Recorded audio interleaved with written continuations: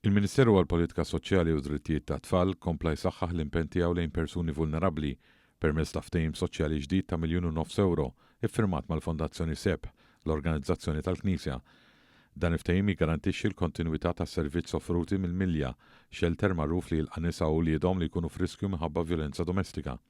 Il-ftehim li kopri 3 snin se jassigura loti ta' 12 unit ta' akkomodazzjoni fejn dawn il-familji mhux biss ikollhom saqaf fuq rashom, iżda wkoll jiġu mejjuna b'appoġġ emozzjonali u edukattiv, speċjalment ta' tfal li jispiċċaw mill-iskola minħabba ċirkostanzi partikolari li jkunu fihom.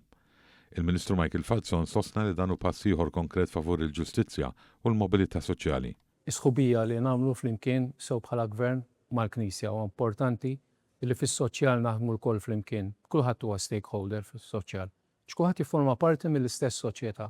Forsi jissemmew l-aktar l-investiment finanzjarju li kelmu fuq €1.5 miljun effettivament fuq 3 snin.